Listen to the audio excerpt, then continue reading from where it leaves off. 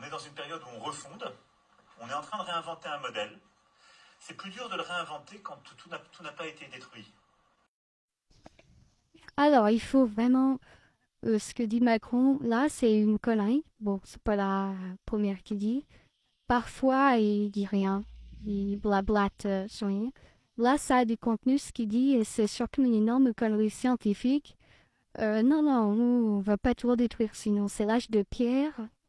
Enfin, ou alors on va tout détruire, mais tout sera détruit. Il refondre rien du tout. Il n'a pas de niveau. Il est un littéraire extrêmement superficiel, sans épaisseur. Il a, c'est un astucieux, c'est un communicant. On a vu comment il arrive à se maintenir sans résultat à la présidence d'un pays important. Euh, il faut vraiment que bien séparer la critique de Macron et les choses alternatives. Macron, il maquille depuis plusieurs années avec des moments très très inquiétants, une incompétence par voilà de la chantilly, faire choquer les gens, etc. Tout ça, ce n'est que du maquillage. Il maquille une incompétence. Il n'y a pas de complot, il n'est pas coupable de haute trahison. C'est exactement comme un banal professionnel à un pays. Imaginez, vous embauchez un garagiste et il n'est pas capable de faire le taf, mais il inventera tout un tas de trucs pour faire croire qu'il est, s'il avait des diplômes de garagiste. Bon, Macron, c'est ça. Il refond rien du tout, il détruit tout, il détruit beaucoup, il est très très destructeur. Euh, Quelque chose de complètement nouveau, on meurt à l'hôpital parce qu'il a déconné. Le système de voiture électrique ne marche pas parce qu'il a déconné et non pas parce que c'était une mauvaise idée. Son européisme et son mondialisme fonctionnent pas, non pas parce que c'était des mauvaises idées, mais parce qu'il n'y arrive pas. Euh, et on a un danger qui consiste à lui, le préjugé autrement, le préjugé grand Satan, grand Manitou, grand traître. Alors je vais faire... Oh, et j'étais obligée de rallonger parce que je programme à l'avance. Et puis après, je n'arrive pas à faire le discours entier puisque la vidéo arrive à la fin. Enfin, je suis obligée de le faire en deux fois. Oui, les radicalités qui s'expriment, sortir de l'Europe, faire tout un tas de trucs, sont en train de lui rendre le plus grand service. Euh, il ne faut pas. Macron aujourd'hui devrait, je l'ai déjà dit dans d'autres vidéos, il devait être à 70% de popularité. Il occupe une place politique qui est un centrisme non odorant, si j'ose dire. Par ailleurs, il y a eu beaucoup de grosses complications extérieures et en général, dans ces cas-là, un chef d'État, même moyennement compétent, s'en sort à 70% de popularité. Parce que les gens, surtout en France, les gens le comprennent, ils accusent réception d'avoir fait ce qu'il a pu. Le fait qu'il soit qu'à 20%, 20-25%, devrait énormément alerter puisque vous avez 50% des gens qui ont absolument jeté l'éponge et s'est dit c'est bon, ce gars-là, il y a un problème avec lui en tant qu'individu. Ce sont des gens qui restent centristes, mais qui voudraient que Macron s'en aille.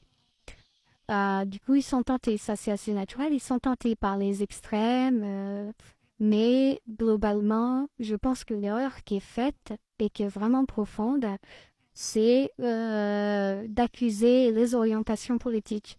Macron est en échec, et il l'est depuis longtemps, et ça se voyait dès le départ, parce qu'il n'avait pas du tout pris en compte la notion de crédit dans l'économie, et donc on lui devait un cash artificiel du chômage avec des Uber payés 4 euros de l'heure, etc. Alors ça a pris auprès des jeunes parce qu'ils allaient tirer des coups dans les banlieues en même temps qu'ils livraient, mais ça n'avait évidemment aucun avenir et c'est pas du tout du boulot. De même, on a entendu parler des bus Macron, c'était pas du boulot. Mais beaucoup de gens avaient l'impression que voilà, il bougeait son cul. Donc ça, c'est faux. On le voit aujourd'hui, c'est totalement nouveau. Les gens meurent à l'hôpital, ça n'arrivait pas. Meurent à l'hôpital de manière due à des bugs. Il a, il a retiré la technique de la politique, à chaque fois qu'il a commis une erreur, il la reconnaît pas et il allume un contre-feu qui aggrave l'erreur commise et il fait regarder les gens ailleurs. Et donc, on a vraiment une personnalité qui est problématique. C'est une personnalité narcissique. C'est moi je. Il écrase tout le monde et il se note lui-même. Et ce processus de se noter lui-même et de se mettre 18 sur 20 comme il fait tout le temps, ça empêche. C'est pas seulement du mensonge, c'est un déni qui fait qu'il se ment même à lui-même. Alors parfois il va réaliser. Donc c'est le genre de personne. Il était confronté à des crises qui étaient extrêmement faciles à traiter pour quelqu'un d'un peu intelligent. Il les a pas traitées. Et quand il s'aperçoit qu'il aurait pu faire ceci, cela, plutôt que ce qu'il a fait, ça envoie pas ça le renvoie à son vide. Ça le renvoie à son manque d'épaisseur, à son manque de compétences. Et donc, ça l'énerve énormément et donc il en veut à tout le monde et c'est pour ça qu'il provoque toutes ces merdes qui sont spécifiques à la France. Hein. Il y a, les autres pays ont fait des erreurs d'orientation. La France a trouvé le moyen. Si vous voulez, c'est comme si on donne un bon avion à piloter ou une bonne voiture à piloter et le pilote la crache parce qu'il n'est pas compétent, il voulait absolument monter dedans, il était fasciné, mais en fait, il ne savait pas conduire et il la crache. Macron, c'est un peu ça. Et comme c'est ça, il a une vision très précise de la bonne idée que lui avait livrée Bayrou, avec un inconvénient politique, hein, mais je vais en parler si j'ai le temps.